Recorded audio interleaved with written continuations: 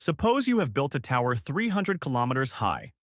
Now, if you drop an object from this tower, it will fall straight to the ground. If you throw the object with a little force, it will fall to the surface in a curved path. However, if you shoot the object at 40,270 kilometers per hour, the object will never come back to Earth. That is, it will go outside the Earth's gravitational force.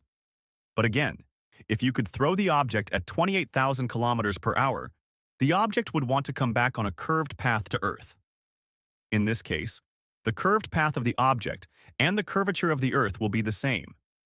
As a result, the object will fall correctly but will miss the Earth in every case. That is, it will continue to rotate around the Earth. Therefore, if an object can be moved to a certain height and given a certain velocity, it is possible to take various advantages from the unique characteristics that can be seen in the trajectory of the object. Now, the question is how to move an object to a certain height and give it a certain velocity.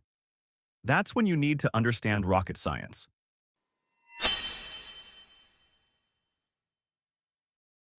What happens when a balloon is released? The balloon moves in the opposite direction from which the air is coming out of the balloon. The mathematical explanation of this is that every action has an equal and opposite reaction. As long as there is action, there will be a reaction. It is called Newton's third law of motion. A rocket works just like a balloon, but the difference is that the trajectory of a balloon is unpredictable, while the trajectory of a rocket is predictable and controlled. 90% of the total weight of any rocket is fuel. From Newton's second law of motion, we know that F equals ma, which means that the greater the mass of an object, the greater the force required to accelerate it. The rocket through which the James Webb Telescope was sent into space is called Ariane 5. The total weight of this Ariane 5 rocket is about 850 tons. Now, think about the amount of energy required to lift an object weighing 8,500 tons. And that is why 90% of the total weight of a rocket is fuel. Rockets use two types of fuel, liquid and solid. Aluminum powder and ammonium perchlorate are used as solid fuels. Their reaction produces a large amount of energy in a very short period of time, so solid fuel is used in the boosters on either side of the rocket. These two boosters on either side of the Ariane 5 contain about 241 tons of solid fuel. The surprising thing is that this 241 tons of fuel is burned in just 2 minutes. However, in these 2 minutes, the rocket goes up about 65 kilometers. After the boosters run out of fuel, they separate from the rocket and fall into the ocean, where they are collected for reuse. On the other hand, the liquid fuel used in the main rocket is hydrogen. Hydrogen is the lightest element found in nature, but at normal temperatures, hydrogen is a gas, so hydrogen must be cooled to become a liquid, allowing a large amount of hydrogen to be fed into the rocket. Hydrogen turns into a liquid at about minus 253 degrees Celsius. However, the higher the rocket goes, the more oxygen decreases, and there is no oxygen in space. Without oxygen, the reaction of hydrogen cannot take place. As a result, the rocket is supplied with oxygen separately, and the oxygen is stored in the rocket at a temperature of minus 183 degrees Celsius. Hydrogen and oxygen react to produce water and energy, resulting in the smoke we see coming out of rockets, which is essentially water vapor. That is, water. Now, you may be wondering that the huge amount of reaction that takes place in the rocket generates a lot of heat, and this heat should melt any metal, so why doesn't the rocket melt? When hydrogen and oxygen are injected into the rocket's main engine, the reaction heats up to about 3,000 degrees Celsius. At this temperature, the metal used in the rocket should melt. But this does not happen, because, in this case, a very good cooling system is used. There are thin pipes inside and outside the nozzle, and these pipes continuously flow hydrogen in the rocket at a temperature of minus 253 degrees Celsius, which keeps the nozzle cool even at such a high temperature. When the main rocket runs out of fuel, it also separates. Now, the question arises, does the booster ever separate, or the main engine ever separate, through human control from Earth? The answer is no. These things are mainly controlled by the computer inside the rocket. 3 computers are used simultaneously in the rocket. If one computer does not work, the second computer automatically starts.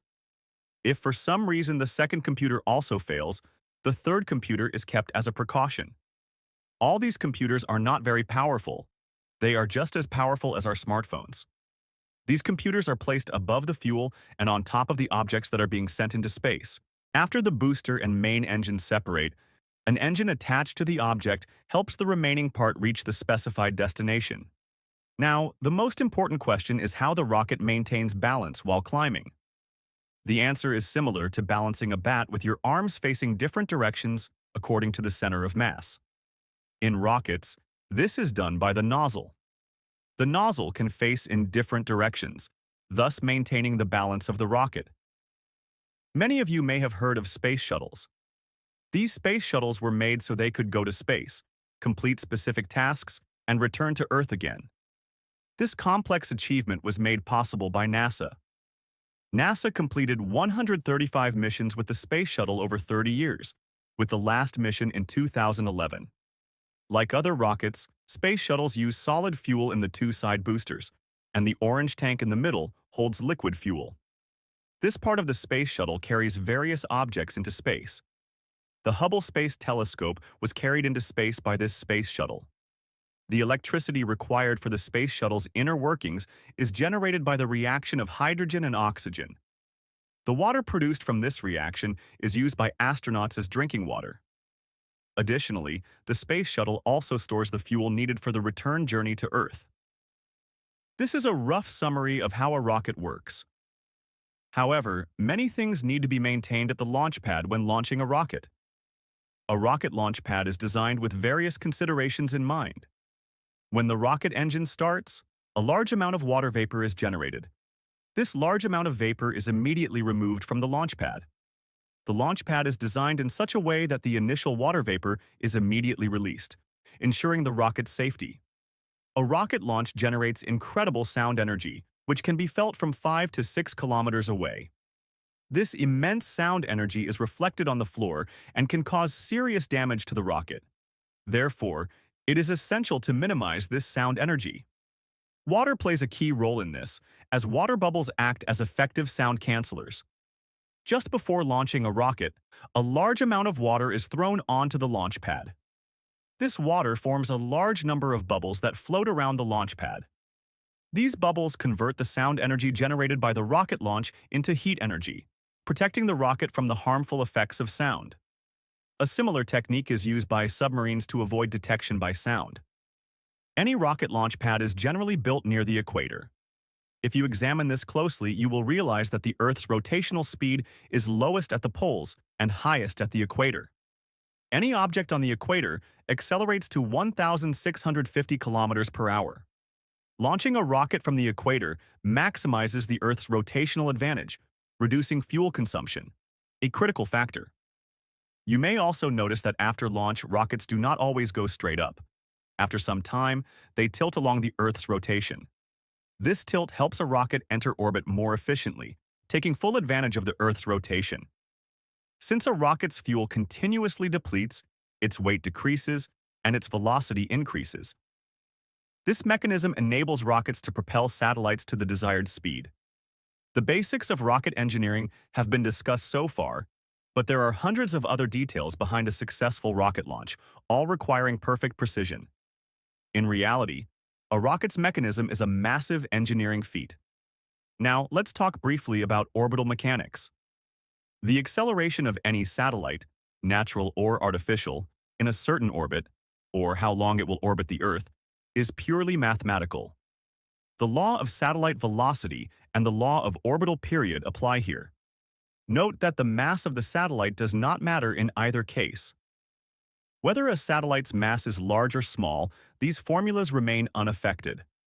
Moreover, moving a satellite from one orbit to another and calculating the energy needed to boost it from a certain position are also purely mathematical. In this case, Kepler's 3 laws of planetary motion are crucial. However, instead of diving into the math, let's simplify it. If a satellite's orbit is circular, its velocity remains constant. But if the orbit is elliptical, the satellite will move fastest when near Earth and slowest when farthest from Earth. The farther a satellite is from Earth, the larger its orbit and the lower its speed.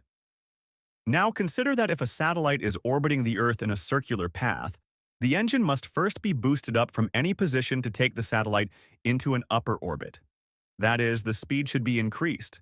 The shape of the orbit will be slightly elliptical.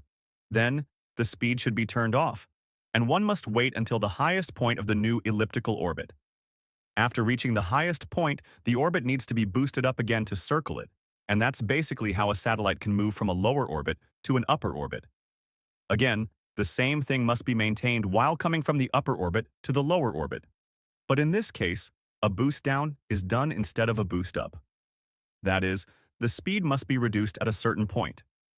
Now, at which point to increase the speed or where to decrease it, without maintaining these things, if you continue to speed up directly along your destination, the shape of the orbit will be such that the satellite will fall to the Earth at some point. Anyway, now suppose a satellite is in an elliptical orbit. Now, if it wants to go to an upper orbit, in that case, it is possible to go to an upper orbit by doing some calculations and spending very little energy. The point in an elliptical orbit that is closest to Earth is called perigee, and the point that is farthest from Earth is called apogee. Now, if the satellite wants to go to the upper orbit, it can reach the perigee point and speed up with less fuel consumption. Because the velocity is already the highest at the perigee point. In this condition, one can go only by adding a little velocity.